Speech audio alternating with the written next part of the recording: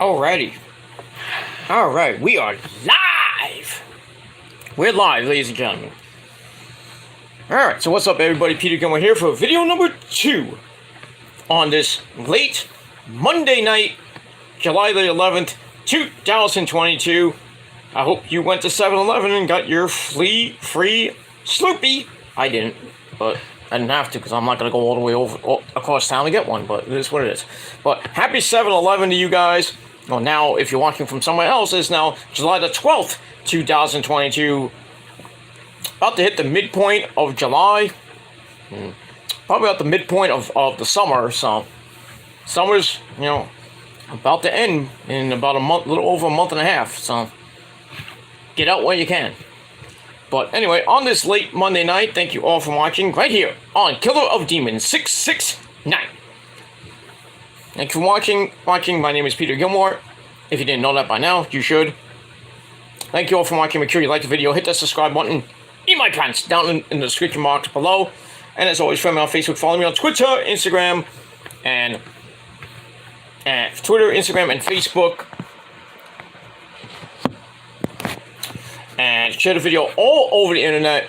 Don't forget to tap and slap that bell. Treat it like it's your fucking bitch. Stick that like, hit that like button, stick it straight up YouTube's ass. And, that's it. Don't forget to hit that subscribe button down below. And, show my other channels your love and support. And that's pretty much it for that. If you're, just subscribed to my channel, thank you for coming on. If you're real or, if you're fake. Because the trolls love me, but it is what it is. I don't care anymore. If the trolls sub to me, I don't care, it's a free view, but I digress. So, that's all I gotta say, pretty much about that. So, subscribe to my channels, and hopefully you like the video, and follow me on social media, and share the video all over the internet, and tap that bell so you get notified. Hopefully you will get notified. If not, well, blame Susan. And that's it. Alright, ladies and gentlemen, on this late Sunday, I don't even know what day it is. On this late Monday night, July the 11th, 2022. Well, like I said, if you're watching for someone else, July the 12th, 2022. Hope you had a great day, and if not, well, too bad for you. And that's it. I had a pretty decent day, that's all that matters. Before we start the video, check out my video on the Peter fucking Gilmore channel. It's my follow-up to the video I cut on Sunday night. Basically coming clean, and apologizing to the prophecy and apologizing to people that I so-called, that I offended and everything. And basically, coming out and just talking and being real to people, and that's it. And it is what it is. The follow-up was just to tie up some loose ends, and pretty much all that's it. It is with that. And as always, the people that I so-called offended, they did videos and spreading lies about me, the same freaking cycle. I personally don't care what this person says or what that person says. Call me what you want. I personally don't care anymore. Because I'm going to be stepping back from YouTube.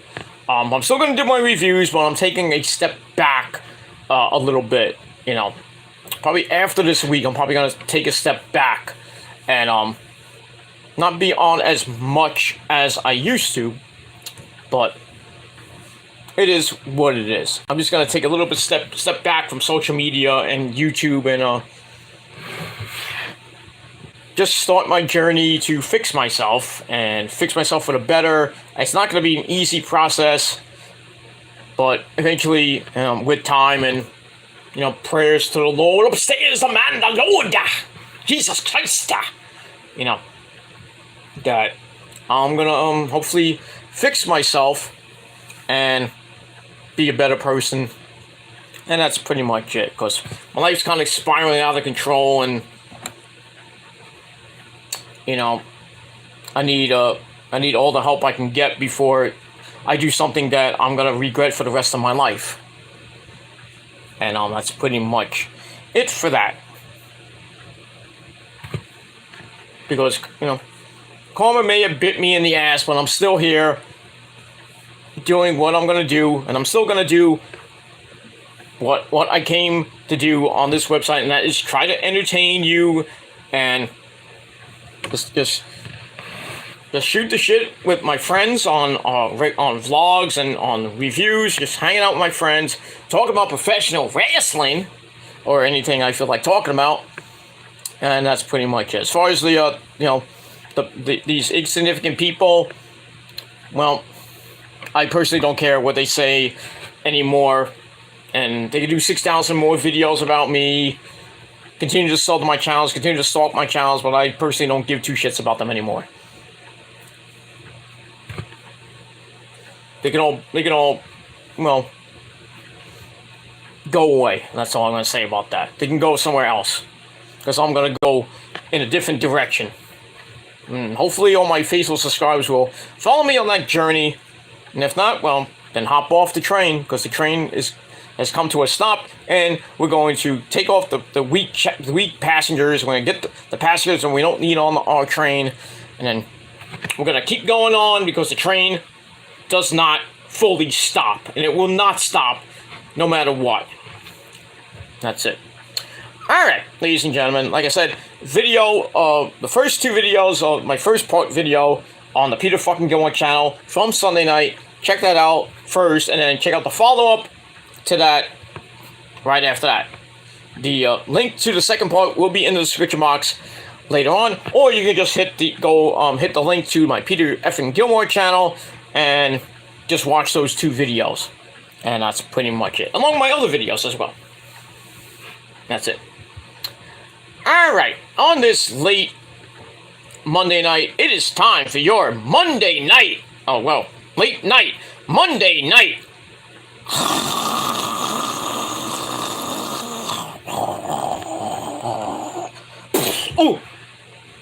Oh, I'm sorry. Your Monday night Raw review for July the 11th, 2022 from San Antonio, Texas, the home of those San Antonio Spurs. And my good buddy Case lives there too, but he said he was going to go, might have went to Raw. I don't know if he did or not, just because Brock was on the show, and Brock's one of his favorite wrestlers, so I don't know if he did go or not. Probably, I told him to stay home, because Raw is going to be a crappy show. And guess what? Raw is a horrible show, so Chase, if you're watching, I hope you did not go. Save your money and go and wait till RCW comes back in August. That's, it is what it is. I don't know what next week's show is, but the week after that, the go-home show before SummerSlam is going to be at the Garden, Madison Square Garden, the mecca of all arenas in New York City. And Friday Night SmackDown this Friday will be in Orlando, Florida. So, if you're going to be in the Orlando area, hopefully you got your tickets if they're not sold out, but it is pretty much what it is. Alright, let's get to that, and we move on. We're not going to go too long tonight, as always. We'll see how the chat goes, but if you are watching, come in the chat. We'll talk about some wrestling, and some other stuff. That's all I got to say about that. And we'll move on. So yeah. Oh, by the way, hey JD, how about those Braves, you motherfucker? Yes. Yeah. Game one of the 3-game, I think it's a 3-game series with the Braves happened tonight in Atlanta. Max Scherzer on the mound, and boy did he fucking deal tonight. Woo! God, I'm so fucking glad to have Max Scherzer on my team this year. I'm glad he's back from that oblique injury. He should have won that game last week in Cincinnati if the bullpen didn't fuck it up. But still, it is what it is. We still won that series against the Reds. We should have swept them, but still. Then coming off the split with Miami, we're 1.5 games up. Max Scherzer, a big game Max, does what he fucking does. Struck out a ton of Braves. Only gave up that one run to Austin Riley, that bitch, in the 7th inning. But really didn't matter because the Mets were up 3-1 at the time, and then they got an extra run in the 9th inning. And the Mets win. Mets win. Mets win. Yeah, Mets win 4-1. Now back up to 2.5 games on those pesky Braves. And JD's probably pissed off. He probably threw his cat. I don't know what he did with it. He probably was crying up a storm. Oh, my Braves lost. Where's my cat? Oh, no. Banged his cat. Because he's a bastard. That's the only pussy he can actually get. Besides trying to simp for Issa. Issa don't want that guy. Fuck him. Because he has to take his blue chew. But I digress. So JD, fuck you, man. And the Braves fans, fuck you too. Mets win 4-1. And game 2 tomorrow night, David Peterson on the mound. Not looking forward to that one, but I think they'll win. I think they should win game 3 of that series. I think Chris Bassett should be pitching that game. I think they have the day off on Thursday. Then they go to Chicago to play the Cubs right before the All-Star break. And that ends the first half of the season. So, we'll see. The Mets could be ahead a couple of games. We could be back a couple of games. But it'll be fine because the second half is coming up. July the 22nd, next Friday. The Mets will be back home against San Diego. And guess who's coming back for the Yankee series? Or maybe the Padres series. Jacob fucking DeGrom. There's a Grominator. He's coming back right after the All-Star break. He's pitching Thursday in a rehab start, which will probably be his second to last start. He will probably be pitching next week sometime right before the All-Star break. And at the moment, Scherzer should be pitching one of those games against the Cubs. And then after that, I don't know how they're going to line up the pitching matchups for the San Diego series and the Yankee series. But I think I would love to have Scherzer and DeGrom back-to-back against the Yankees. Back-to-back. I would love that. Have Judgy Buddy swinging and missing, and fucking Stanton with his steroids swinging and missing, and Gallo, well, even though Gallo sucks, and Donaldson swinging and missing, and LeMahieu swinging and missing, all the Yankees swinging and missing, the Mets have a throw and no fucking hitter. That'd be nice. That'd be nice. Just start the Yankees second half on a really sour note, and the other of the Yankees will be in. They may be red hot. They might have 60-something wins. But if you can't beat the fucking Red Sox 4 games, that's sad. How can you split with the Red Sox? I'm not saying bad things about the Red Sox. They're 14.5 games out. The Yankees are running away with that division again. As you know, well, not again. They're now running away with that division. But their pitching is starting to show cracks. Their hitting is starting to slow down a little bit. I mean, they're playing the Reds tomorrow. They should just sweep the Reds. And then I think they play Boston again this weekend. You can't take three. I don't know if they're playing 3 games or 4 games again. I think it's 3. You can't take at most 2 or 3 games for the Red Sox at home. I feel bad for you, the Yankees, in the second half. I really do. I just think they'll start falling down to earth, and that big lead will start probably coming down a notch. I would go as far as to say that 14.5 game lead might be cut in half by August or early August. But this is the Yankees we're talking about, so. But right, don't look now. The Orioles are catching up. Orioles have won a lot of games. Otaku's all happy and dancing up a storm. They were as of last night 1 game out of first place. Not first place. Sorry. They were 1 game under 500, and then making a case for that wild card spot. Imagine the Orioles in the playoffs doing damage. Imagine them beating the Yankees. They've had the Yankees number a little bit this year, not a lot, but still. Imagine the Orioles of all teams beat the Yankees in the ALDS. I would laugh my ass off. But I still think it's going to be Houston and the Yankees in the ALCS again. And hopefully, again, the assholes will beat the Yankees, go to the World Series, and face the Mets and be 86 revisited. But this time, the Mets will, instead of getting swept 4 games this year, the Mets will sweep Houston and win the World Series. But it's too early to tell, but I'm getting all my eggs in a basket, but it is what it is. But I'm happy the Mets won tonight, 4-1. Game 2 tomorrow night in Atlanta. And we'll see what happens with that. With Peterson on the mound, we'll see what happens. But to JD, eat a dick. Fucking mongoloid. You egomaniac mongoloid. How can you root for the fucking Braves? Yeah, they won the title last year. You rented that title. You rented it. Just like the Yankees renting their 27 titles. But at least the Braves don't use steroids. But I digress. Alright, my good buddy Will Rally Sport Rally in the chat. How you doing, sir? He says, hi Pete, what's up? What's up? What's up? You know what's up? Besides my dick? The sky.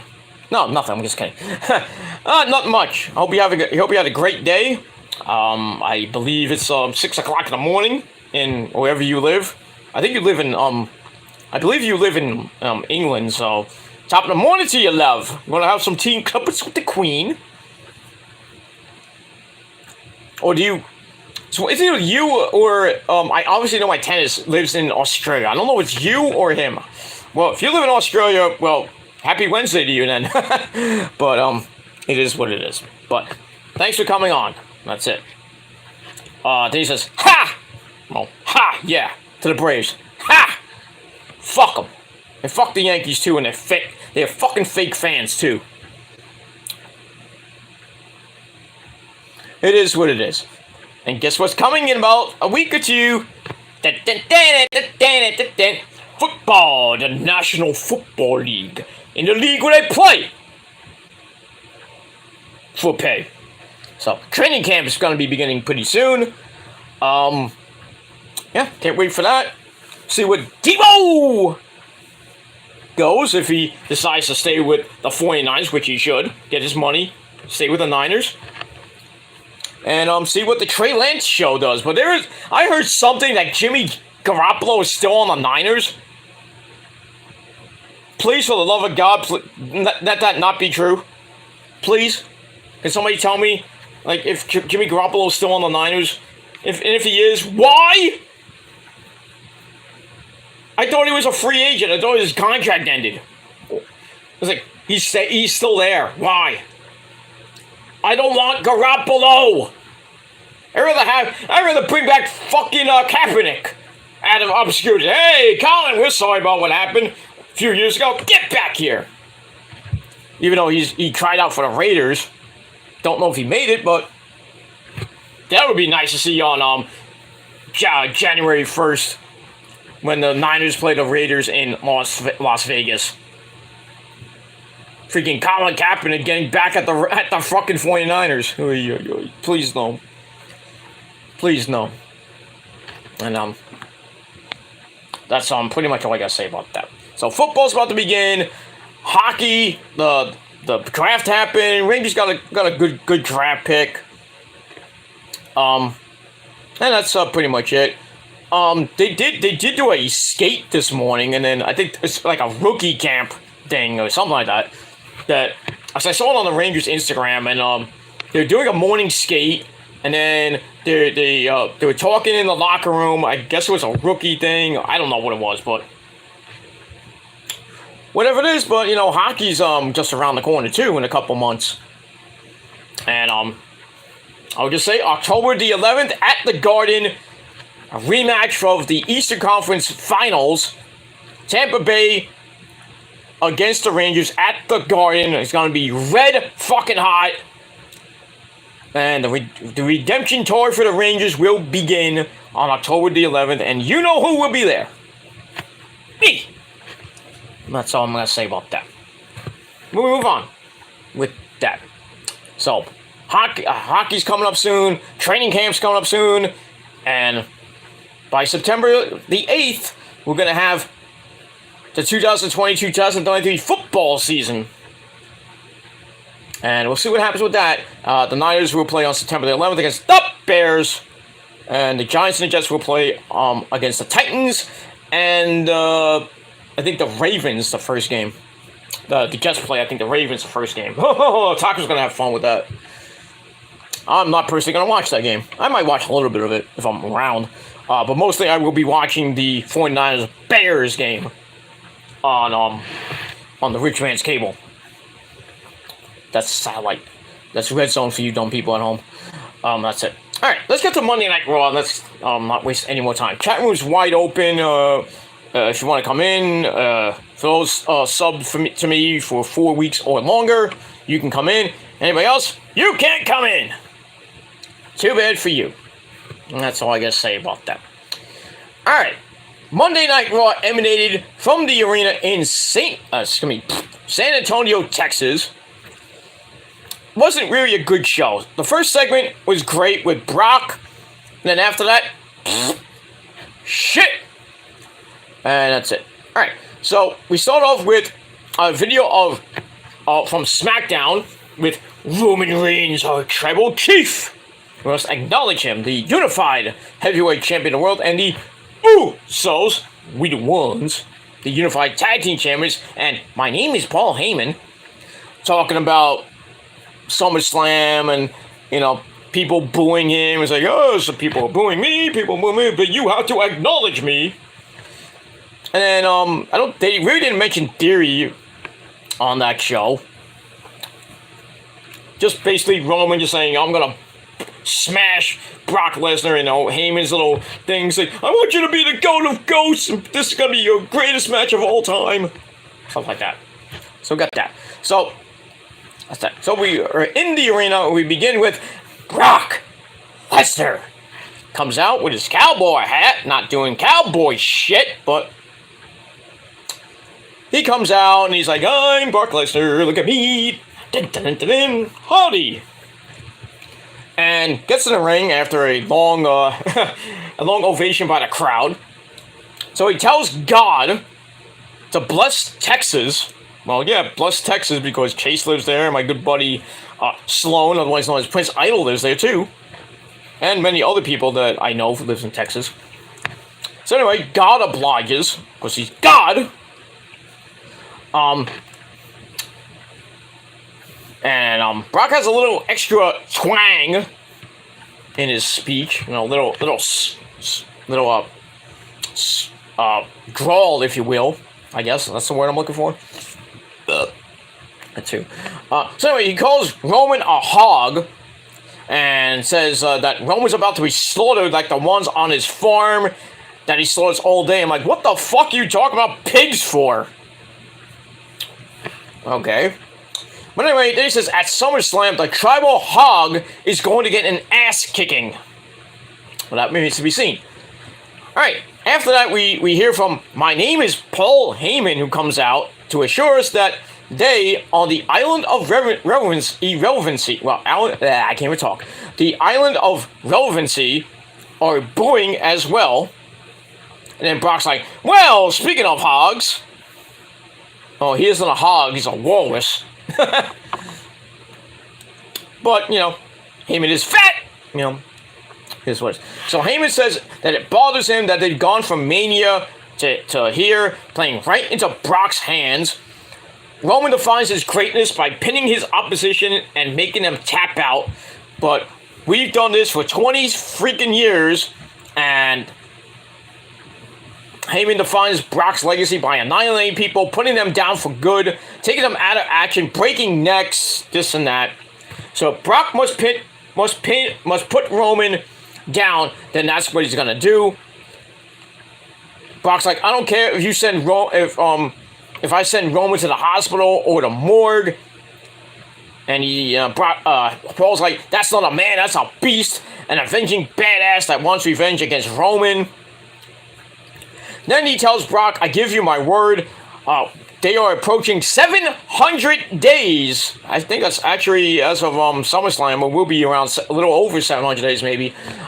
Days as Roman, as really Universal Champion, but I guess combined it's going to be 700. I might be wrong. And Brock, this is not one streak you will... this is not one streak you will not conquer. Like the Undertaker streak, which should have never ended. So Heyman says, I will have Roman ready to put you down. And if I have to train Roman to stick his hand up your ass and pull your heart out through that hole, that's what Roman is going to do. That's a really bad picture there, Paul.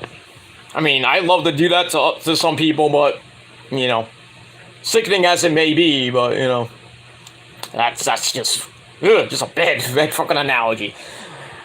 So we got that. And then Austin Theory comes out, Mr. Money in the Bank, and he gets on that old school nostalgia 1980s stage. The Mean Gene stage, I guess they call it now. He tells Brock that SummerSlam will be the greatest night in WWE history. Probably. He says, I will take back the United States title from Bobby Lashley. Then watch you two guys have the match of mass destruction. And after the match, I'm not going to run down to the ring. I'm going to walk down to the ring, holding my contract, handing it to the ref, and putting my boot on either your chest or Roman's. So Brock tells Theory to come on down, like the Price is Right, and let's do it right now. Theory says, well, it doesn't matter who wins because the way they are talking about the outcome, it'll be life altering.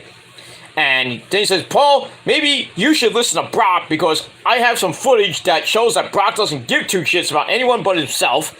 So then we get footage from the Elimination Chamber where Brock hit the F5 off the top of the pod to the grating on the floor. And I thought, like, they showed it and then it went black when Theory hit the grating. I thought he went through it.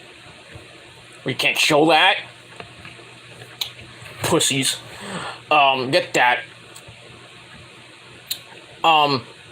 So he tells Brock, I never forgot.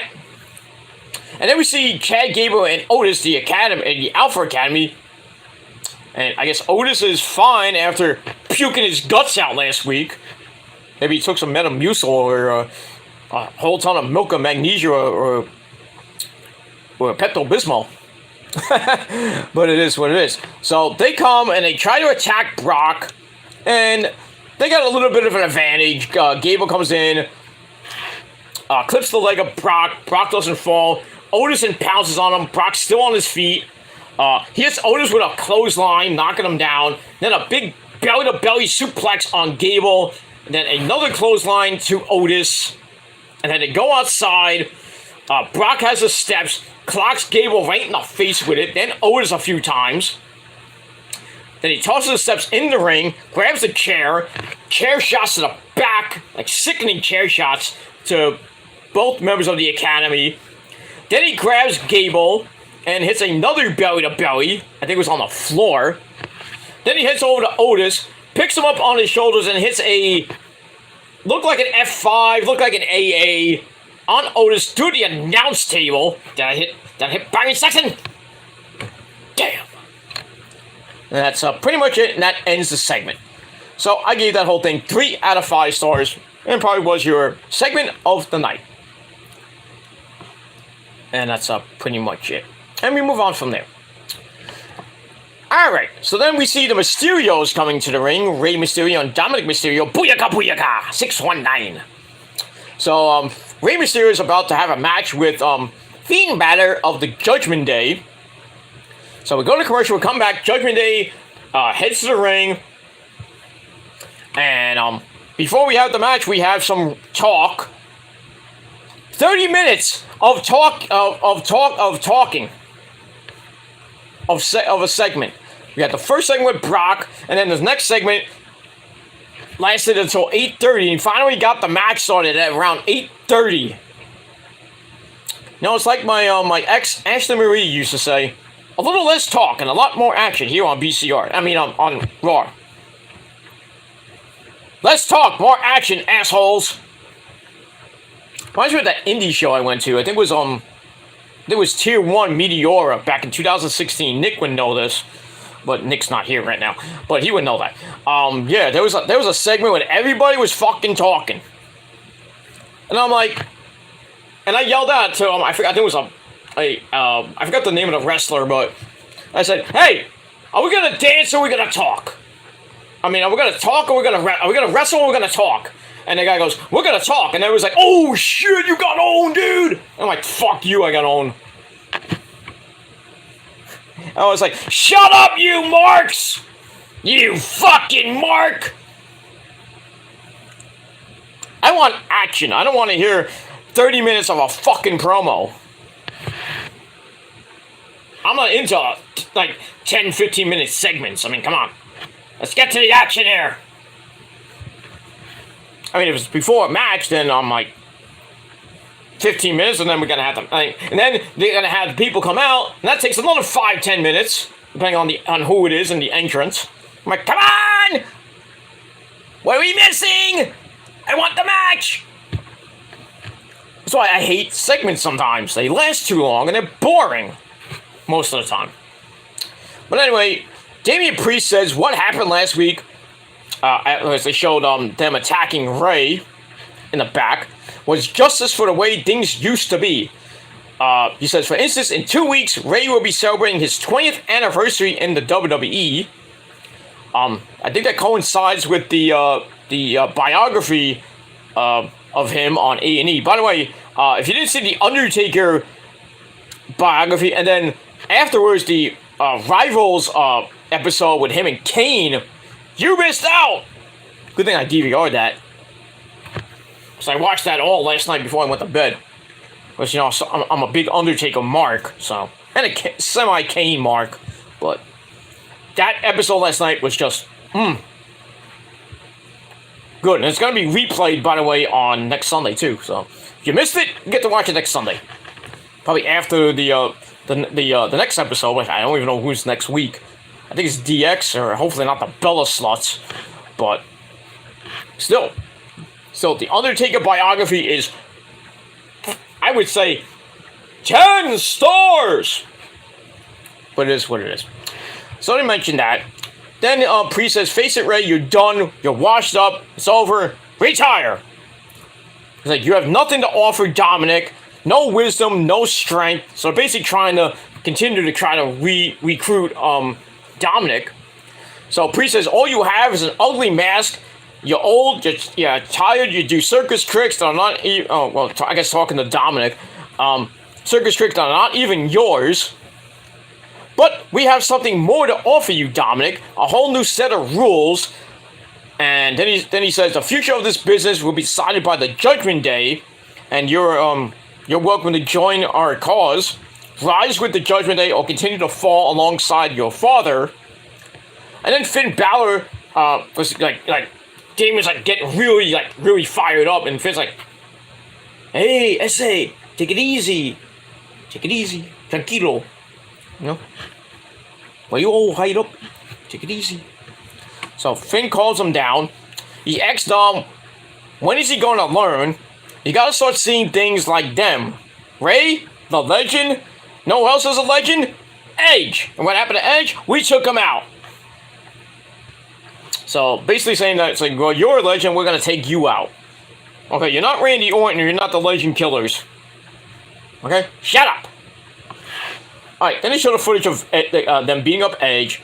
Then Finn says Edge is gone because he was a bad leader, just like Ray, who's also a bad father. Oh, you did not just say that. So Ray gets all pissed off, and he and Dom clear the ring.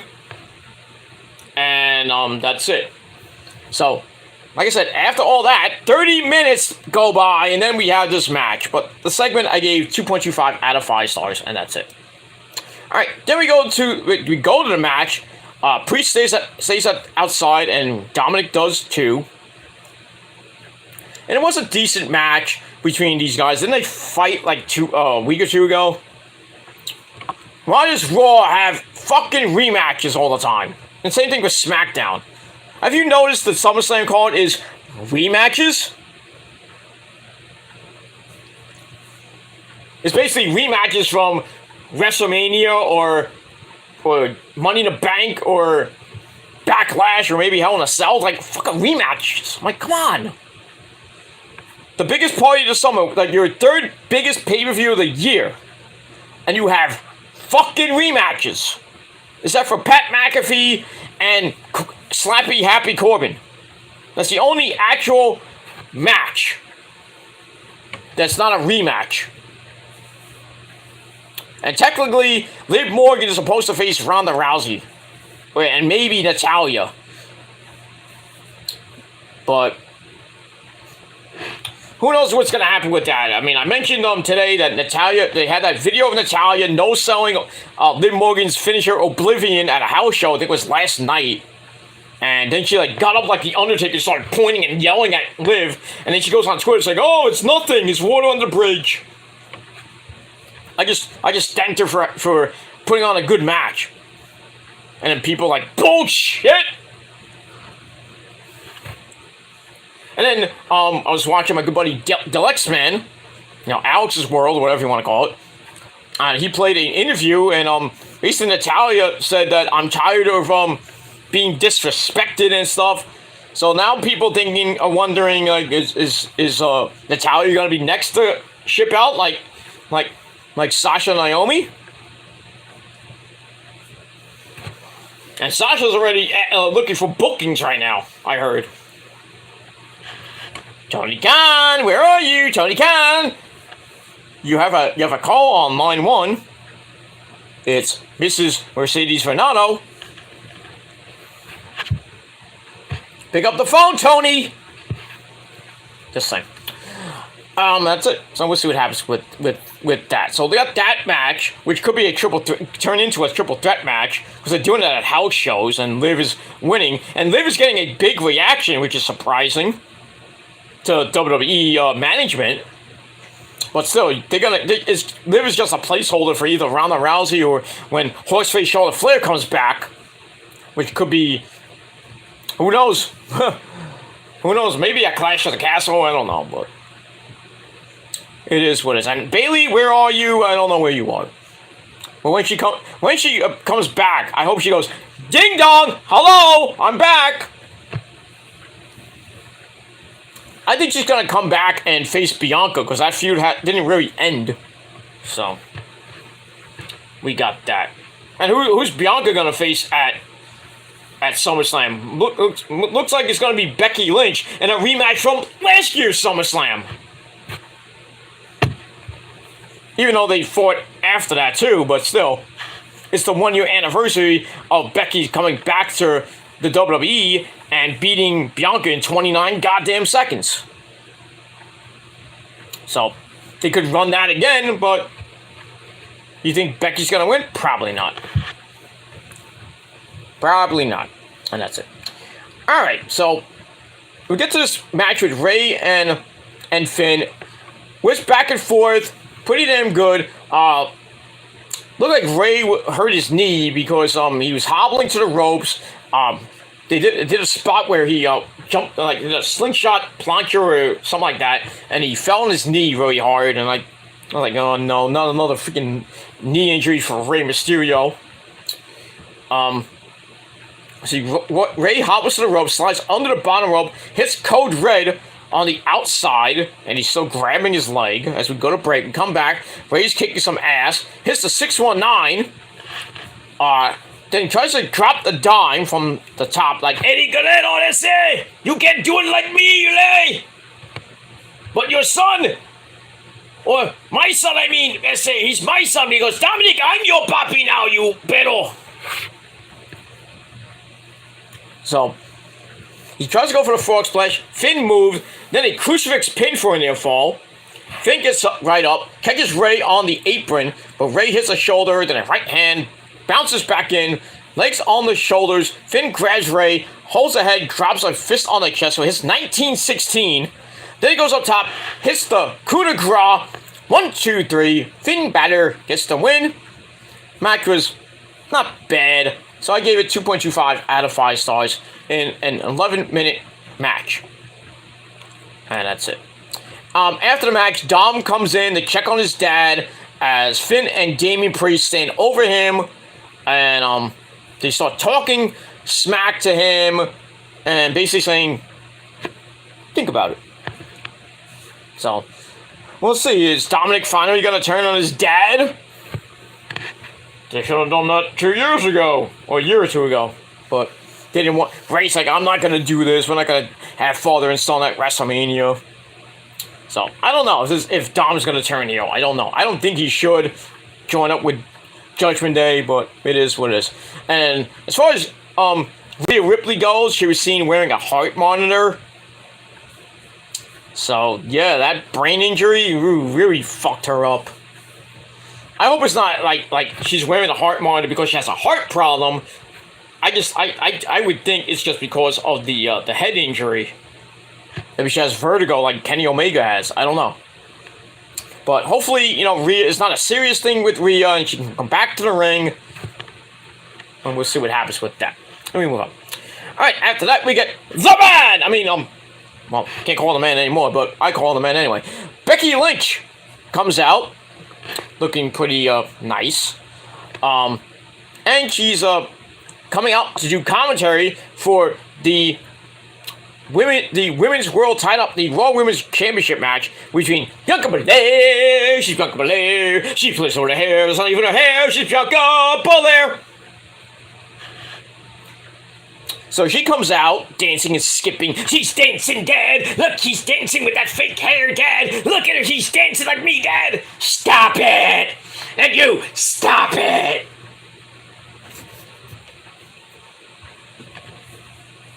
Stop it, Bianca, you're fired!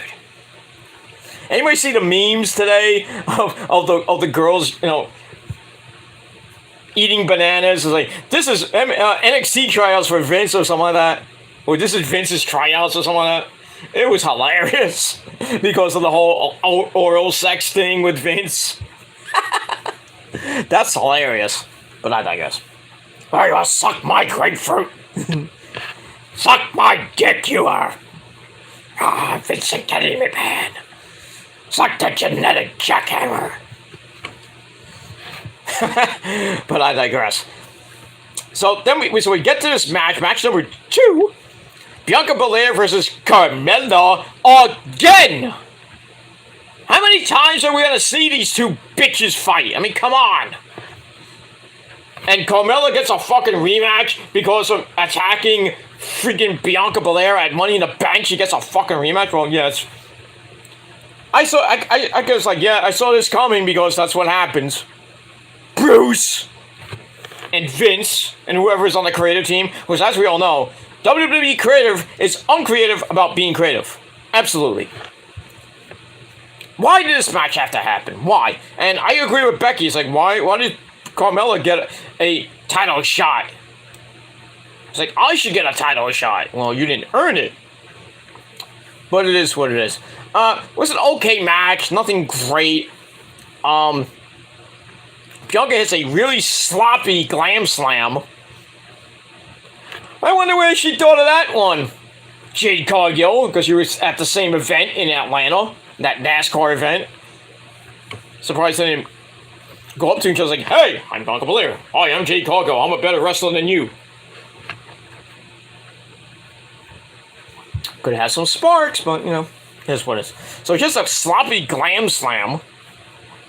And then, Carmella holds her foot. Well, Bianca holds her foot, so Bianca hits a moonsault, but Carmella got the knees up. Then she hits a super kick for a near fall. She tries for another one, but Bianca catches her, drops her face first in the corner.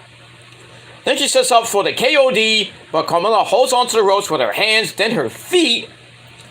Somehow counters the KOD with the face buster for a near fall.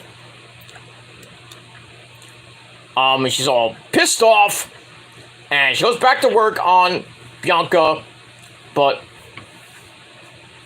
Bianca comes back, locks in a 1944 full Nelson, and no, not by Billy Jack Haynes or Hercules Hernandez. God bless those mighty souls. Well, I think Billy Jack Haynes is still alive, but he's old as fuck right now. But God rest Hercules Hernandez that great man that he is. So they go back and forth, and eventually Bianca rolls to the outside. Mella tries to kick. Bianca holds the boot, swings Mella down hard. That's what she said.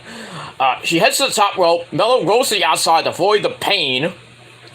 Bianca goes outside to follow her, grabs her on the outside, knocks the head for a suplex, but Mella rakes the eyes.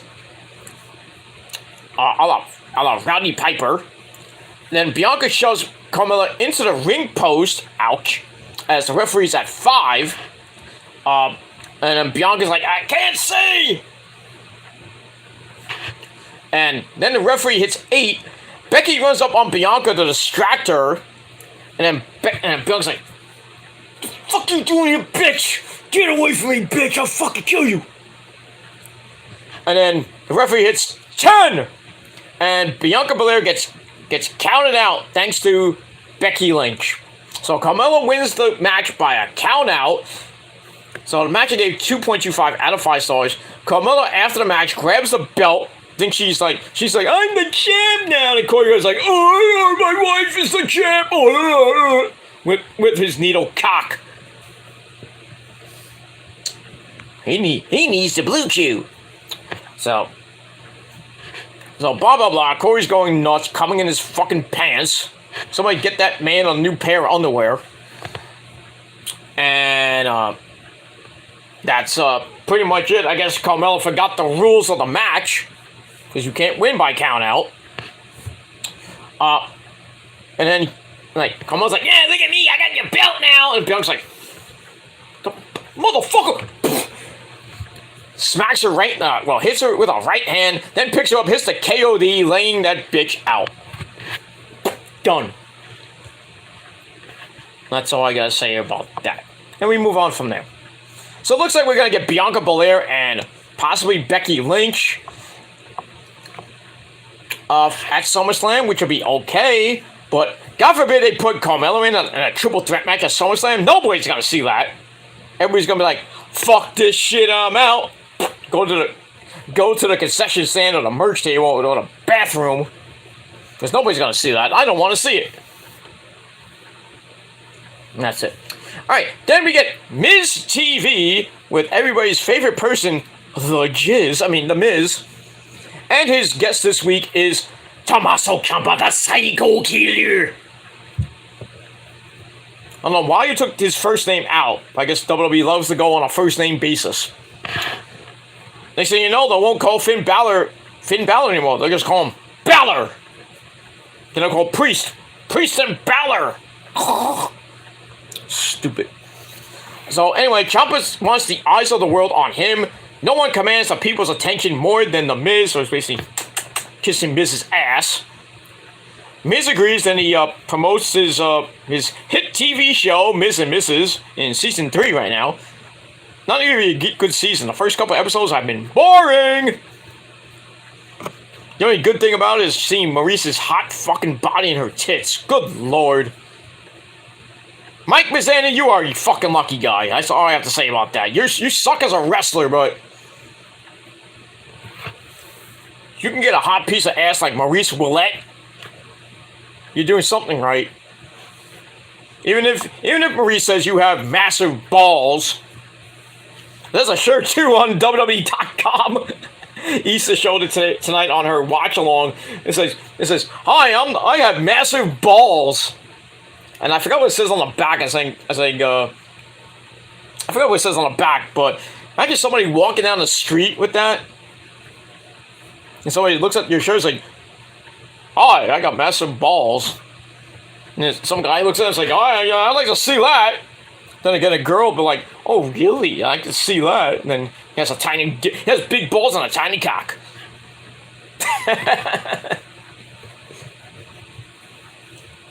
Get that man some Blue Chew. Yeah, my Blue Chew should be my sponsor. I know it's like JD's sponsor, and I think Issa's sponsor. Hey, why don't you call me? I'll sponsor Blue Chew. I don't need it because I have a big one, but not to toot my own horn or anything, but it is what it is, and that's it. Anyway, we'll move on from that. We'll get to we got another comment came in. I'll get to that in a second. But anyway, Ciampa wants Mania SummerSlam opportunity. Okay. Miz says that's what we all want. He tried to hand that all to Logan Paul, and did he thank him? No. He responded on social media with the video of him basically yelling at Miz, and basically say, "I'm coming for you at SummerSlam, understand?" So Miz says, "I know what Logan is doing, stirring up controversy.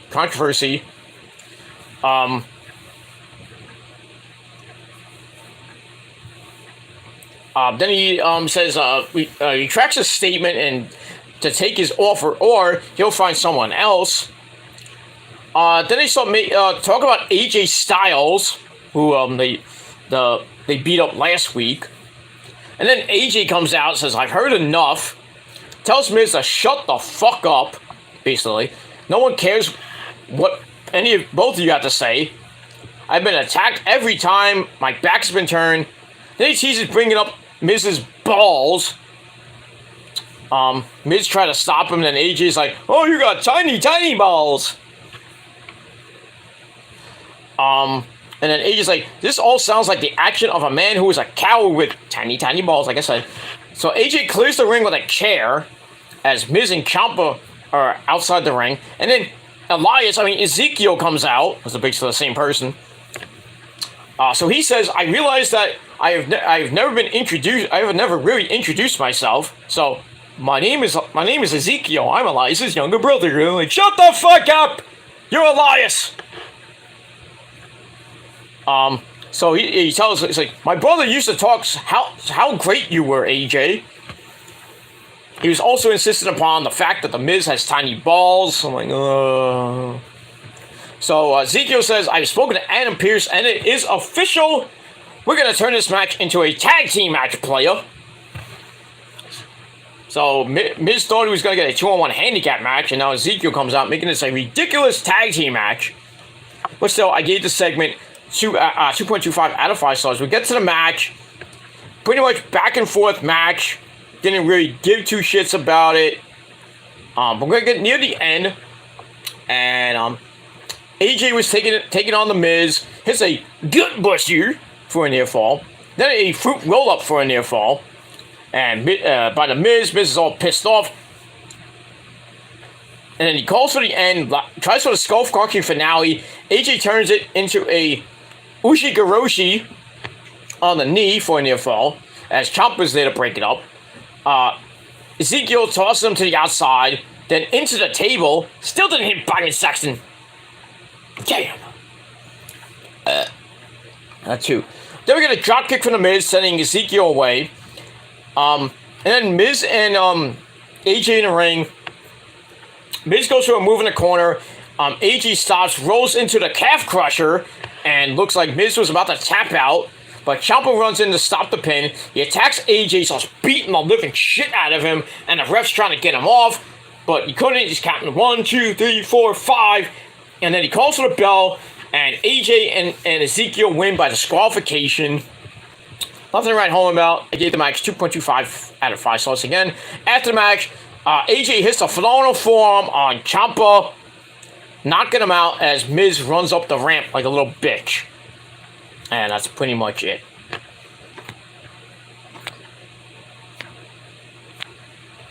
And that's it. And we move on from there. Alright, then we go to the back with Bobby Lashley getting ready for his United States Open Challenge, but then was changed to Lashley and Riddle in a tag team match, and in the main event, taking on Seth Rollins and Austin Theory. Okay, so we see Riddle on his scooter, rolling up to Bobby, and looking at at the former title. Remember when he had the U.S. title and he named like a part of the title? I'm like, what the fuck?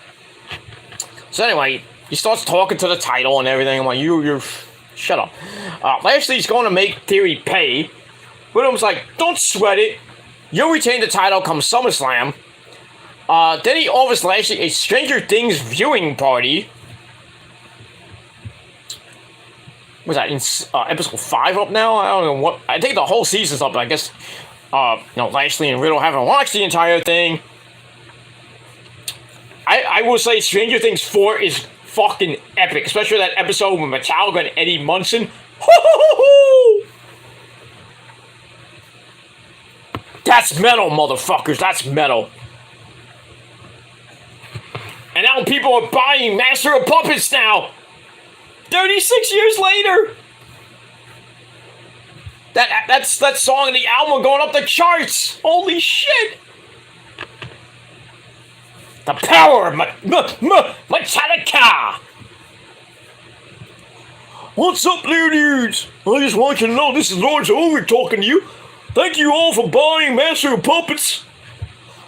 You know, it kicks your ass so hard tonight. Your testicles gonna be dripping out of your nose after you hear it. Ain't that right, James? Yeah! Right on. Yeah, I mean, if you haven't seen Stranger Things 4, you need to watch it. Especially that Eddie Munson episode. I was headbanging the entire episode. No wonder my neck hurts. Cliff, what do you mean your neck? Ah, God, my neck. Cliff, what do you mean your neck? God bless Cliff Burton. Probably one of the best bassists next to Lemmy. Oh, Cliff Burton was a good friend of mine. He used to rock out with his cock out. Alright. Yeah, Lemmy and Cliff hung out back in the day, back in the early 80s, before Cliff died in 87. Cliff knows how to rock out with his cock out. Alright. When he did for the first 3 albums of Metallica, and then that tragic night where Cliff died after the bus fell on him. Oof.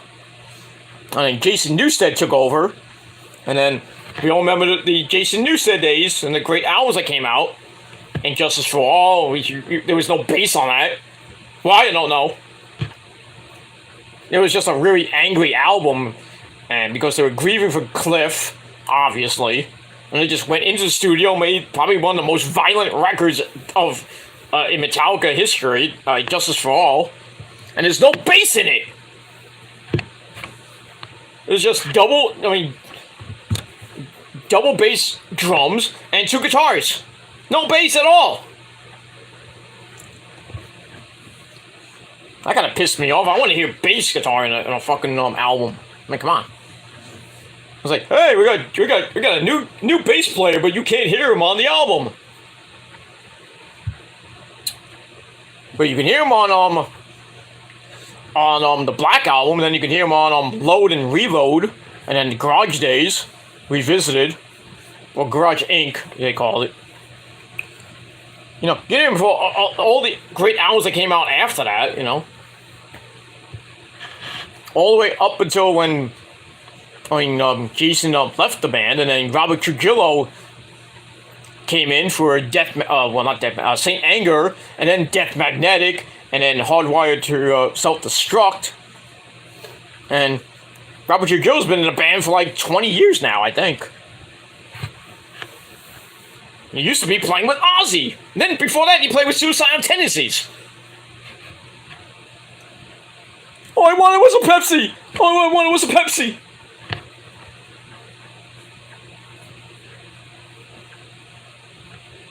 Don't tell me I like it. Institution. All I wanted was a Pepsi. Mikey finally got his Pepsi, by the way.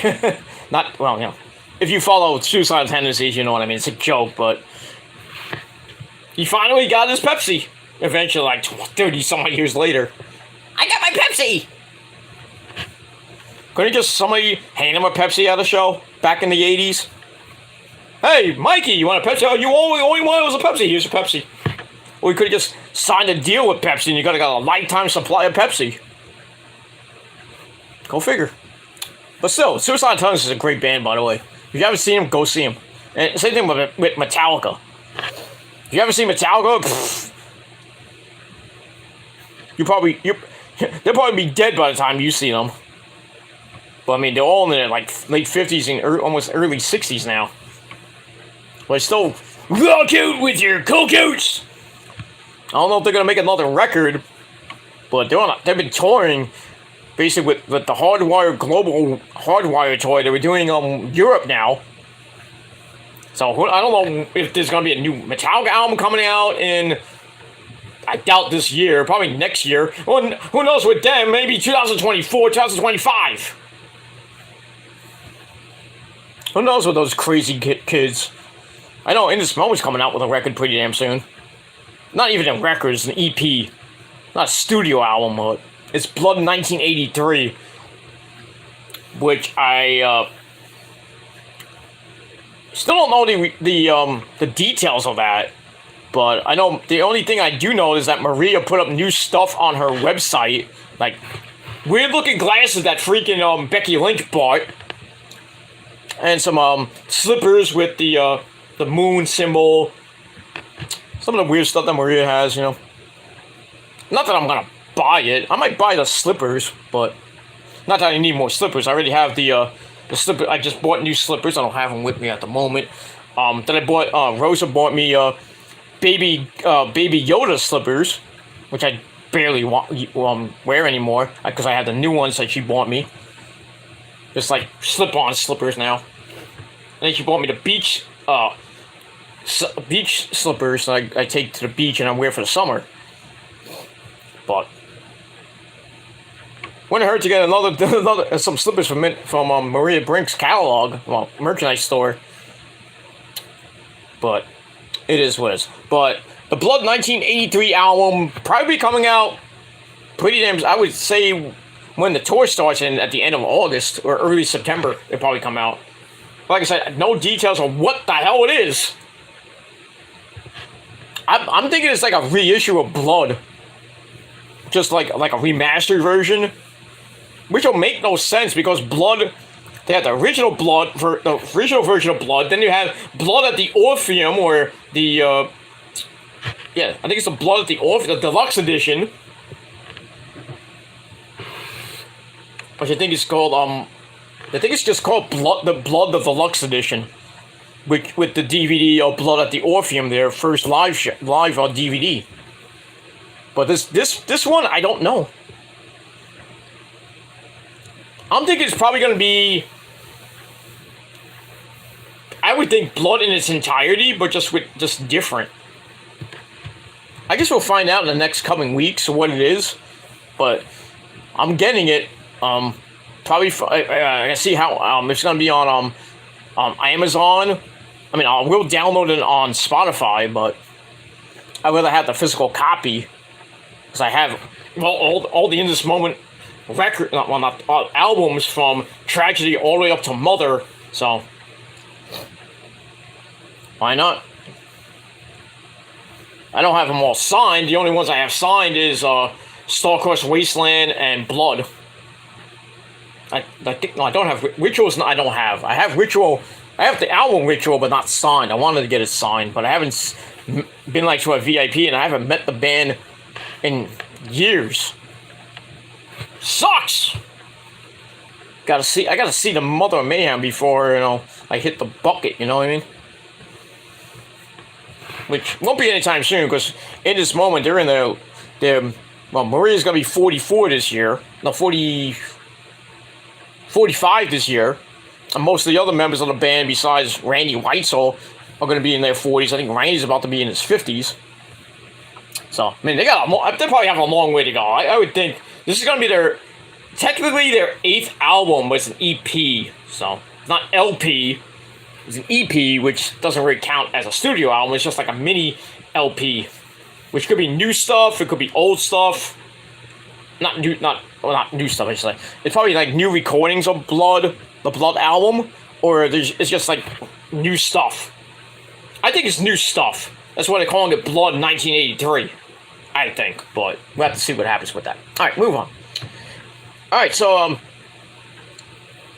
we're talking about Stranger Things, and I went off on a tangent, again, as I always do with In This Moment.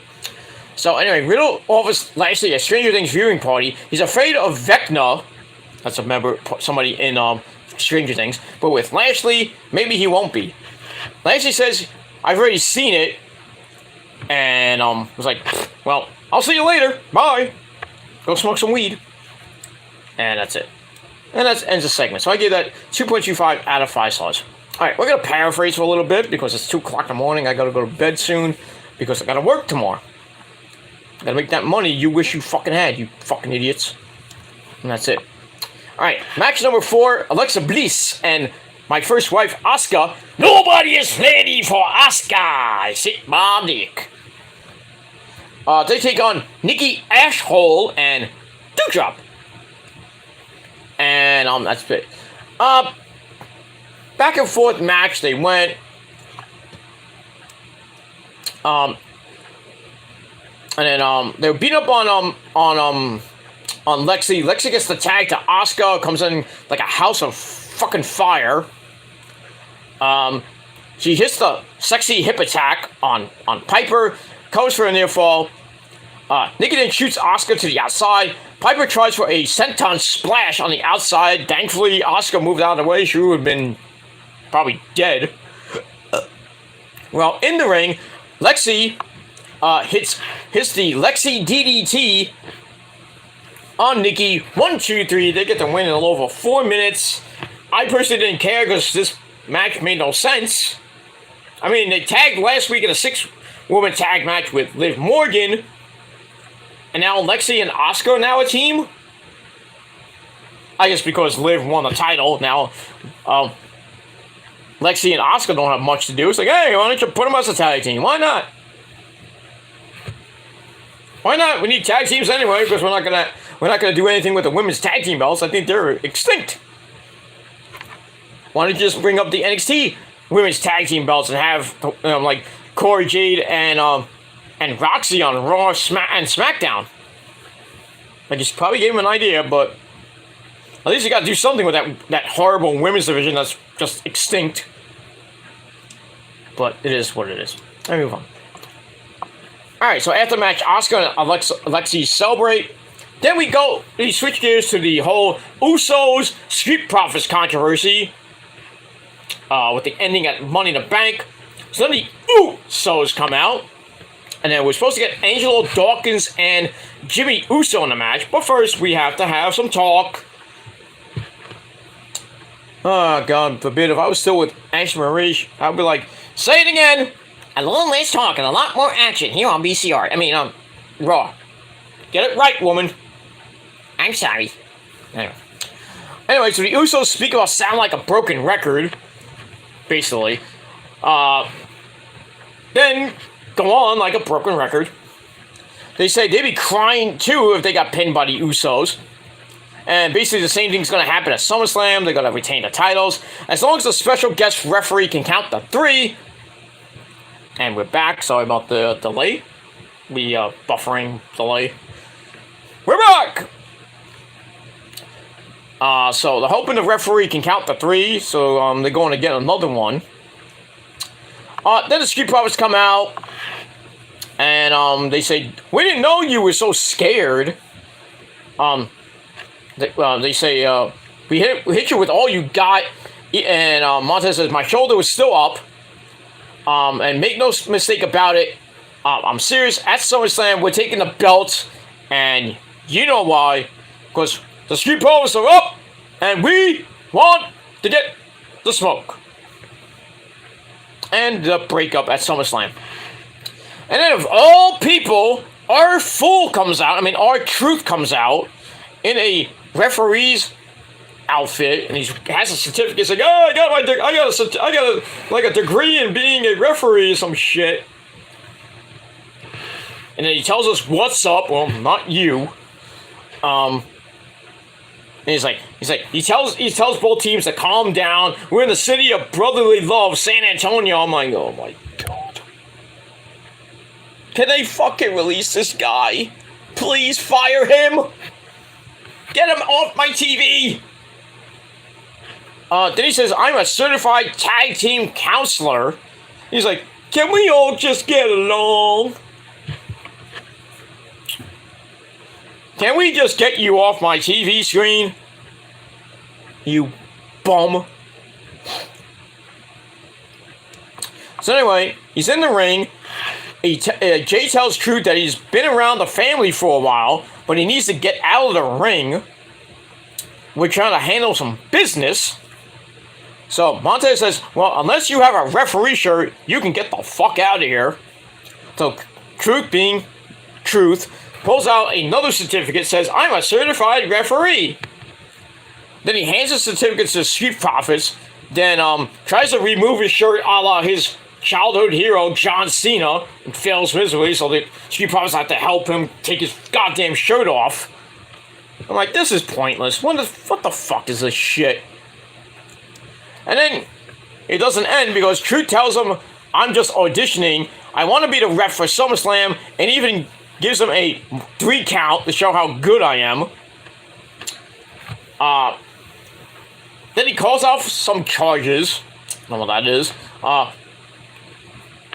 If one of them gets tossed out, he's going to count him out. Then he starts counting. Usos are trying hard not to crack up. I'm like, this guy fucking sucks. I would have been like, yo, Us, kick this motherfucker's ass out of here. I gotta get a paycheck.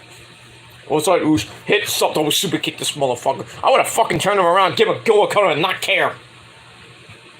I looked at the cameras like, I would have just got the mic out of nowhere, just done an impromptu shoot, like, Fit, you bring this fucker out? Like, it's like, somebody take this out. I wouldn't have said the N-word, but I was like, get this out. Get this piece of trash out of my ring. So then Jimmy tells Truth to take that damn shirt off and take his clown ass back to where you belong in catering with Titus. So Truth's like, oh, I'm a clown ass? You call me a clown ass, y'all? Who wants to see me beat up the Usos? And the Usos like, so then Truth tells Montez to hold the mic, and like I said, he tries to take over his shirt like John Cena. And he says, I'll fight both of you, but with partners. So it looks like we're going to get a 6-man tag. Well, who's the Usos' partner? And out comes the big black diesel himself, Omos, with MVP. And then so MVP says that, thinks Omos should be the guest referee. And the Usos are like, yeah, that's a great idea. I think it's a good idea, too. Truth says Omos can't even count to 10. Oh, MVP's like, well, neither can you, dummy. So Omos gets the mic and says, I got a better idea. Let's just have a 6-man tag team match. Okay. And then Truth wants us to remember the Alamo. Then he attacks Omos. Stupid move.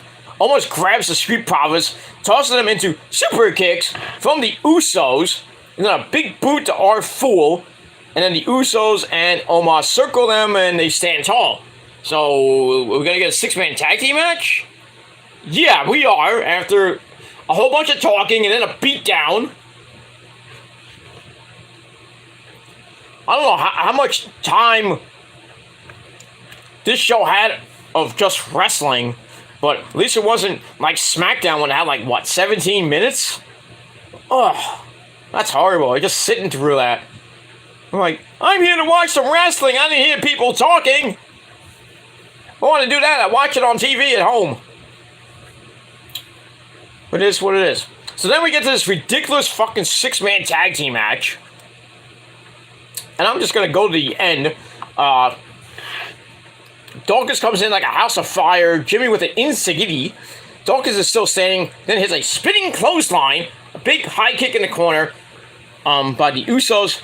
Omos tags in and then Dawkins hits the anointment, the spine buster on one of the Usos. And then Omos comes in with the big tree slam of doom. 1, 2, 3, the Usos and Omos get the win. I didn't give 2 shits, so I gave it 2 out of 5 stars. And that's it. Alright, after that we go to Kevin Patrick with Seth freaking Rollins. And he's like, hey Kev, how you feeling? Doing pretty good.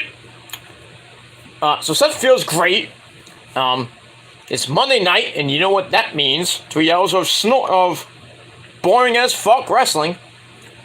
So he talks about, hey, it's the main event time. He brings up Riddle, says Orton just felt sorry for him. Pretty much. That's why Randy won't be coming back. Probably, I don't think he's coming back for the Royal Rumble. I don't think he might, but you never know with Randy.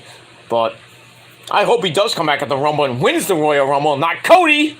But I like to see Rowan versus Orton at WrestleMania 39 instead of Roman probably versus Cody at WrestleMania 39. That's going to be the end of Roman's two almost getting close to 3-year reign as champ. Yeah, it's going to end sometime, and hopefully it's probably going to be Cody, but I like to be Orton myself, but just saying. It's not going to be The Rock. That's it. Alright, then we find out that Logan Paul says that he's coming to Raw next week. Okay, so we're going to see him twice before SummerSlam, next week and then at Madison Square Garden. Okay. Alright, then we get to the main event. Bobby Lashley and Matt Riddle versus Seth freaking Rollins and Austin Theory. So they go at it for a while, kind of back and forth.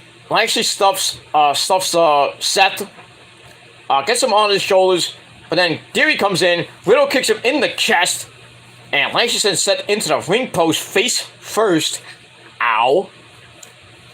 And then out of nowhere, the music of Dolph Ziggler hits, and he comes out in a suit and his ponytail. I'm like, what the fuck is Dolph Ziggler doing here? What the fuck is going on here? So Dolph just sits there at ringside as we come back. They keep going back and forth. Then they go to the outside. Riddle's hearing those voices in his head. So he waits. Theory rolls outside with the help of Seth after going for the RKO. Lashley then spears Seth through the barricade. As Theory almost got hit too, but he escaped. Riddle then pulls him up. Theory grabs the arm, hangs him up, goes for the 8-count down. Riddle slinks away, goes for the RKO, or the Gilmore Cutter. Theory rolls him up with the feet on the ropes. And referee counts 1, 2, and then we see Dolph push the feet of Theory off the ropes. Theory's pissed. But that distraction led to Riddle hitting the Gilmore Cutter. Bang! 1, 2, 3. Riddle and Lashley get the win over Seth freaking Rollins and Austin Theory. Match was Gave it 2.25 out of 5 stars. And that's pretty much it. After the match, Ziggy gets in the ring and just waits for Theory to get up. He's tuning up that band like the Heartbreak Kid. Shawn Michaels, who was from San Antonio. Why wasn't he on the show tonight? Just because he should have been on the show. Would have been nice for a little cameo. But they don't give 2 shits about Shawn. He don't need Jannetty. We don't need him on Raw. He don't need Jannetty. He's just hanging out in Florida with Hunter now, I guess. Doing NXT now that Hunter's kind of semi-back in control. But it is what. So Dolph tunes up the band and he hits a super kick. Laying out Theory. Knocking him out cold. And we still don't know why he was even there. So I'm thinking, like, Dolph is going to probably try to have a match with Theory before SummerSlam. And maybe, like, if I win, I get the Money in the Bank briefcase. Ridiculous. But whatever. Because they still think about Dolph these days. I'm like, okay, well, if Dolph's there, what happened to Bobby Roode? Maybe Bobby Roode's taking some time off again. I don't know. Maybe just had the night off. I don't know. Maybe he's eating steak with Titus. I don't know. I mean, we saw the Dirty Dogs like a few weeks ago when I think they were interrupting. Omos and MVP. Then they went away. I'm like, then we see Dolph again. Hey, He was gone like a month or so ago. And now Dolph's back for no apparent reason. We don't know why. And he super kicks Theory to help Riddle and Lashley win. So I'm thinking, Dolph's now a face again? I like him more as a heel, but I hate him as a face. Blech. And that's pretty much it. So that ends this horrible freaking show that was, I mean, besides Brock, everything else was kind of confusing. So, my final rating for Raw, 4 out of 10. A good old-fashioned Bret Hart 4 out of 10. And that's it. Let me know what you guys think down below in the comment section of the video. Or if you want, you can do your own video and give you a response to me or whatever. And that's pretty much it. Once again, stick that like button up YouTube's ass. Subscribe to my channels, including this one, and all the other ones down in my pants in the description box. And follow me on social media, Facebook, Twitter, and Instagram. Share the video all over the goddamn internet, and don't forget to smash that bell. Turn on all notifications so you don't miss a goddamn thing. And if you do, well, too bad for you. And that's it. And we move on. That's all I gotta say about that. All right. We're gonna end with a couple comments from the chat. Blind Melon Lemon Jello's back again. They gotta gas my head up on Friday night. It's okay. It's okay. He says, "What up, legend?" Huh. I know I'm a legend, but I mean, you don't have to tell me twice. I mean, I'm running with it. If it's a joke, then fine. But you know, if it's just like, "Oh yeah, you're a legend," trolling me with saying I'm a legend, but I don't care. But I mean, as long as you're respectful, I'm okay with it. But as far as you know, you asked me last time for a wrench, and I said there's a process of this. But as long as you keep up the good comments, then I will talk it over with the members of the Prophecy, and maybe I'll give you a wrench. But like I said, if you abuse it and then you get rid of my mods, then we're gonna have a problem. Then I will take that wrench and I will block you from my freaking shows, I should say, my channels. I will block you like it's the plague. So don't abuse those powers. I just don't give it to everybody. And that's it. Speaking of a guy who has a wrench, that man is Chase. Chase is here, 1:19 in the morning, San Antonio time. So Chase, what's going on, my friend? Can't wait for that. Can't wait for the next open forum this Saturday. It's gonna be pretty damn interesting, and I might actually be on the panel, so we can discuss some issues. But we'll see how everything goes by Saturday. Well, I don't know. I might have things coming up by Saturday, but we'll see. But hopefully I can get those done, and then I could be maybe I'll come on the panel, maybe I'll just be in the chat supervising. But we'll see what happens with all that. And his last open forum was pretty damn good. And that's it. Go on his channel, the Big Boy channel, and watch his last stream. Not the Yu-Gi-Oh stream, watch the other one. That's pretty much it. So, big ups to Chase, and he says, "I did not go to Raw tonight." Well, good, you took my advice. Because that would have been a really, really, really bad time for you, and you probably would have left like an hour in or so. That is what it is. Alright, so he says, "Yeah, the stream is made for Saturday, and you're welcome to come on." Yep, okay. I have to see what I'm doing Saturday. I was originally supposed to go out, but probably gonna change plans. So I probably will be on the in the chat, or maybe I'll come in for a little bit, shoot the shit for a little bit. I'm not gonna spend 6 hours on your show, but maybe a couple hours because I got other things to do on the weekend. Because I had the weekend off, of course, and that's pretty much it for that. So yeah, so I will be there on Saturday. I'm gonna have a good time, and that's it.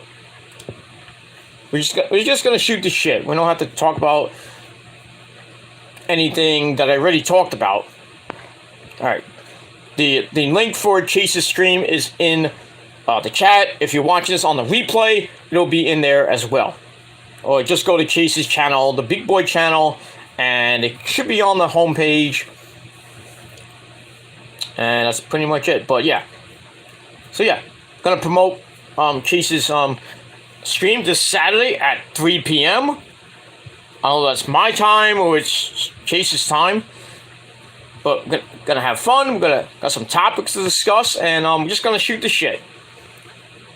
And that's it.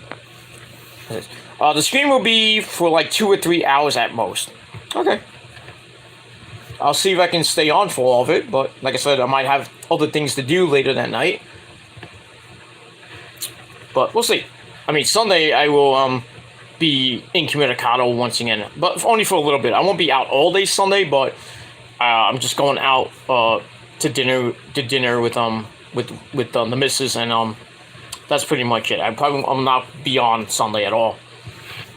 But it is what it is. And then next week I will I'll still do my videos next week, but then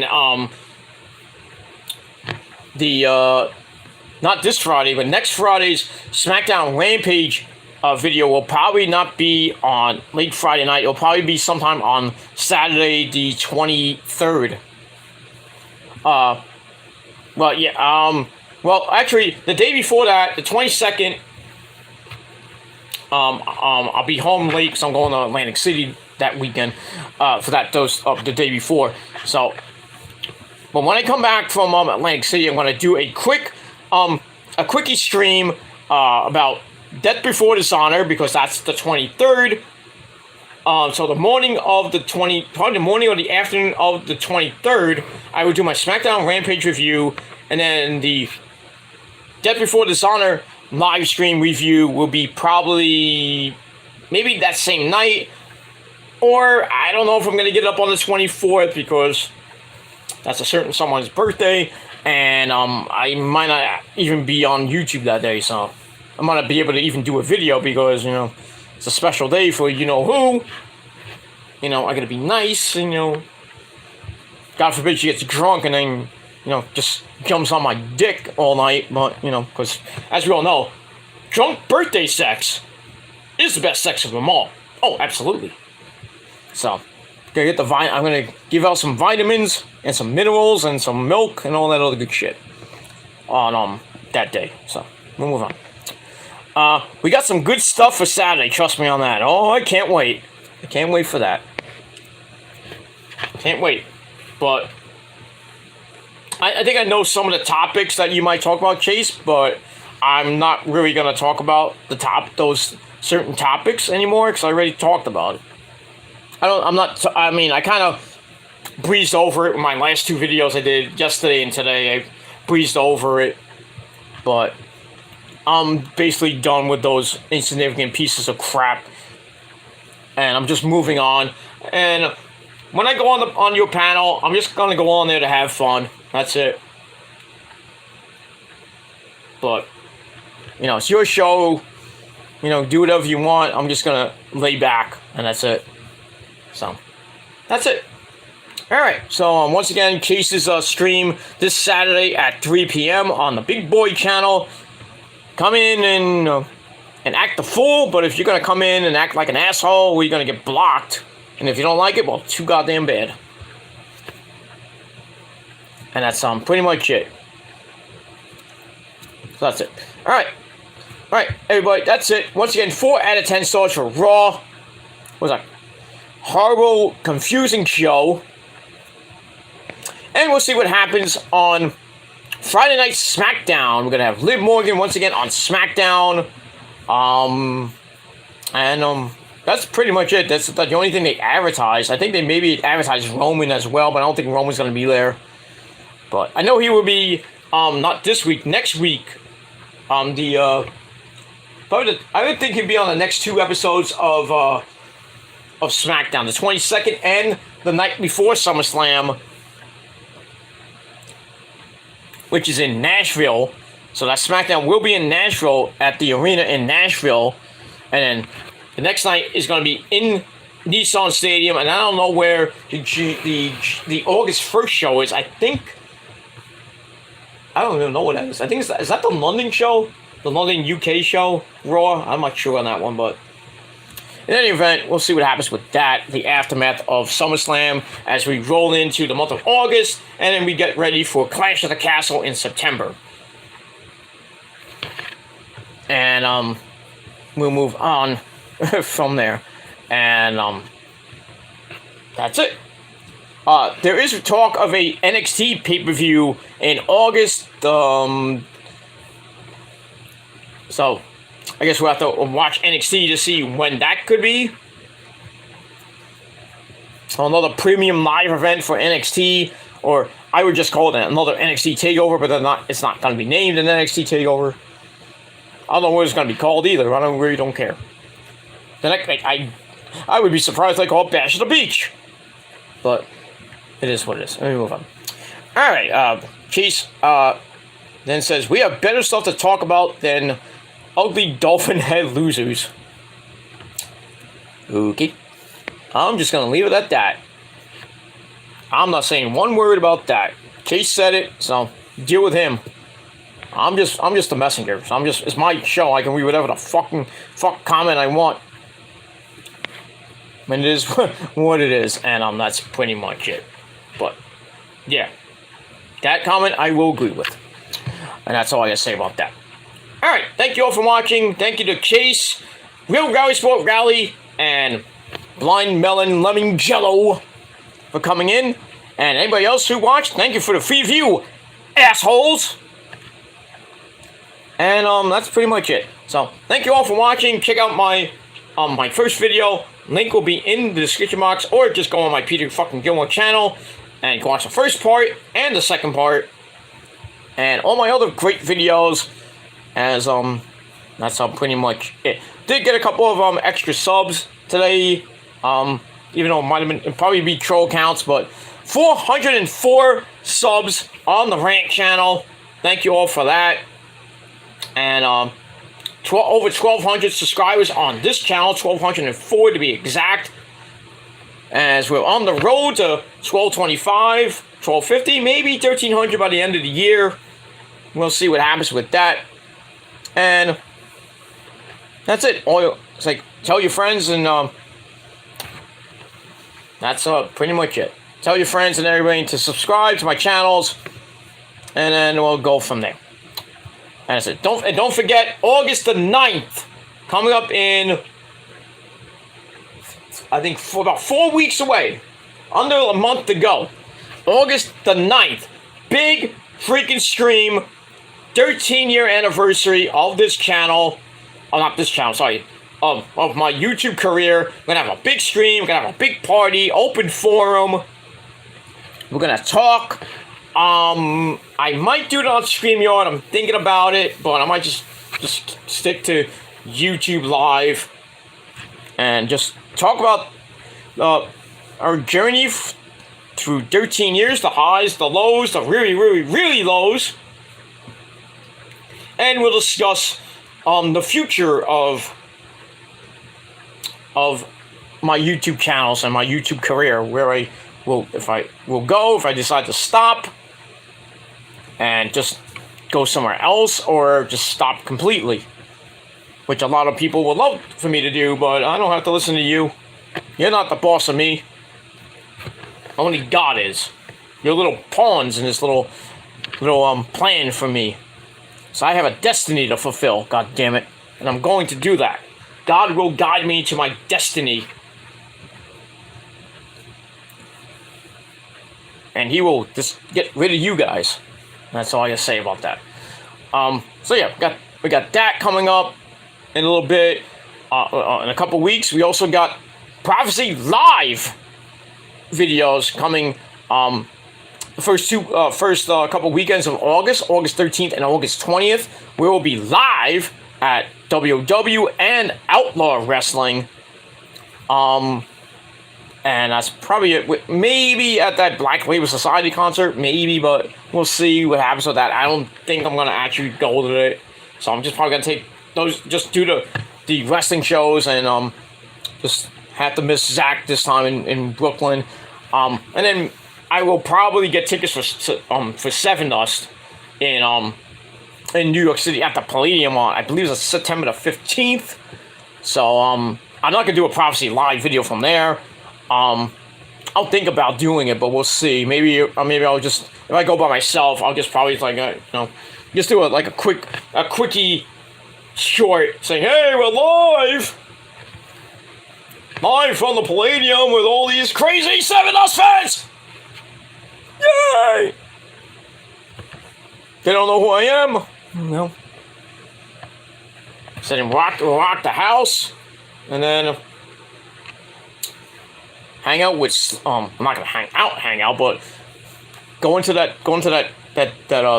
place, and this is some hard rocks from Seven Dust playing Animosity, the Animosity album in full, which would be great. I think they're touring with Nonpoint and a couple other support bands, so we get to see that.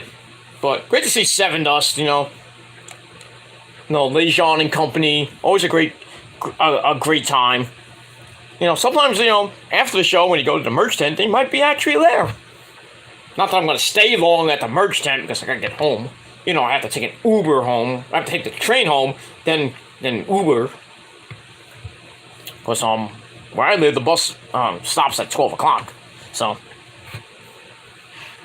but it is what it is. But yeah, I'm hoping to go to that show either by myself. Maybe I can get the missus to go, because she loves Seven Dust too. So I'll see if I can get that. But I know Lamb of God and Killswitch is the week before, but I'm thinking I might be away for that weekend too. But I'm not sure yet. So after probably Seven Dust, probably won't be going to a concert the rest of the year unless In This Moment comes around, or New Year's Day, or Motionless in White, or some kick-ass band I really want to see comes to town between the end of September and the end of the year. And that's that. And then wrestling shows are more coming up. Probably the next, I would think the next WOW show in Brooklyn will probably be October or November. Probably be November, I would think, before the 15th anniversary show in December. They usually do one in November, which I think is Intergender Warfare. That would be nice. We'll see what happens with that. WrestlePro might come back to Brooklyn later this year, maybe by the end of the year. That'd be nice. And also, probably Outlaw Wrestling might come back to Brooklyn near the end of the year. But right now, if you want to see him now, August 13th, WOW in Brooklyn. Go to warriorsofwrestling.com for more information. And just look up Outlaw Wrestling in Brooklyn. They're going to be in Brooklyn from August 18th to the 21st. August 18th is in Williamsburg, Brooklyn. And then, I don't know what they're doing, something on the 19th. I think they're doing Brooklyn again. I don't know where. But August 20th, they will be in Brooklyn at St. Patrick's Gym. So, it's going to be a good time. Me and Nick will be there for both shows. I don't know about Captain Lou. He may or may not be there. But at least some of the Prophecy will be there. We're going to be recruiting new members, doing videos, some new Prophecy Live videos that you all know and love, and you love all of us. You do. So gonna be a good time in August. And if you're coming out to the shows, come up. You want to join the Prophecy? Come up to us and say, "Hey, I want to join the Prophecy." So we'll have contracts and everything. No, I'm just kidding. We don't have contracts. Well, just come up and meet us and shoot the shit. Maybe take a picture. And that's it. We'll have fun watching some good old-fashioned indie wrestling. The best in Brooklyn. WOW and Outlaw. Man, when they come to Brooklyn, it is packed. It is packed. Those shows are packed. They're wild. They're pretty damn good wrestling, too. Pretty good shows. Like the last Outlaw show was pretty damn good. The WOW show, Return to Brooklyn, was great. That's where we got Shane Fair to join the Prophecy. So, we'll be getting more people to join the Prophecy pretty soon. Maybe some major wrestlers or some new indie stars maybe joining our group. We'll see. Scotty Too Hottie is going to be at the Outlaw show. Maybe I'll try to get my best to get maybe Scotty Too Hottie to join the Prophecy. Or at least do something. Maybe do a Prophecy promo. Who knows? As far as the WOW show, they're going to have Allison Kay, Marty Bell of the Hex, the former NWA Women's World Champions, and AEW superstar Angel Ortiz. Not that Ortiz, even though he does the LAX freaking sign, so it could be the actual Ortiz, but I don't think it's the actual Ortiz that we all know and love with him and Santana. Santana was supposed to be at that show, but since he got injured at Blood and Guts, he's not going to be able to make it. So that sucks. And that's it. Alright, enough about the indie stuff and all that other stuff and all the other stuff that we talked about. With Chase's stream on Saturday at 3 p.m. on the Big Boy channel. So subscribe to Chase now. Hit the bell on that video to get notified when it goes live on Saturday. Come in, shoot the shit, be respectful, and if not, get the fuck out. And that's pretty much all I gotta say about that. And we'll move on from there. Also, once again, thank you to Will Rally Sport Rally for coming in, and Blind Melon Lemon Jello for coming in. And anybody else who watched, thank you for the free view, assholes. And that's it. Alright, everybody, it's 2:38 in the morning. I'm going to sleep because I gotta get up for work tomorrow. I got a doctor appointment in the early afternoon, then I have to rush to work after that. So I got a little late day tomorrow, so I don't work in the mornings on Tuesdays. Like I usually do. My other days I usually work around 10, 11 o'clock in the morning. And then on Tuesday and Friday I work a different schedule. And then Wednesday and Thursday I work the same schedule as Monday. So it is what it is. I'm making money and you wish you had it. And that's it. Alright, so I'm out of here. Thank you all for watching. Peter Gilmore signing out. Peace out. Rock on and rock hard with your cocoon.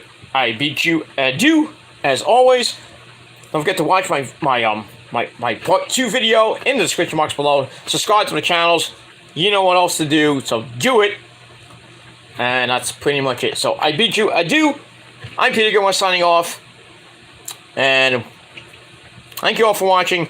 And if you're not down with that, you sons of bitches, well, we're the Prophecy. We're better than you at everything we do. And you're just jealous of our popularity because we're the best thing going today, and anything less would be uncivilized. So fear us and subscribe to me and Chase and Fanny YouTube and Lauren and Max Lethal and everybody else in the Prophecy. So from all of us to all of you, we're the Prophecy. And if you're not down with that, we got 3 words for you. Fuck you, man. And that's all I gotta say about that. Have a great rest of your late Monday night. I will be back tomorrow with my NXT review. Right here on the Peter fucking Gilmore channel. And that's it. And we'll talk about NXT. Talk a little about the Mets. Game 2 of that, I believe that 3 or 4 game series. And anything else comes up tomorrow, you know where to find me. I'll be here before, probably do the video probably after work. And before NXT. And we'll talk about it. It's a big story. We'll see what happens with that. But I will be here to give you the news if something big comes up, or that's it. If not, I will see you guys tomorrow night after NXT goes off the air, and that's it. So thank you all for watching. Have a great rest of your late Monday night, or if you're in the UK or anywhere in the UK on the other side of the world, have a great Tuesday. Happy Tuesday morning to you all. And if you're in Japan #1, happy Wednesday to you. And that's pretty much it. If you're on the West Coast, it's almost midnight. So go to bed, because I'm going to bed right now too, and you should too. So thank you all for watching. Peter Gilmore signing off. Peace and rock on, bitches. And just remember, fuck you, man. Good night, everybody.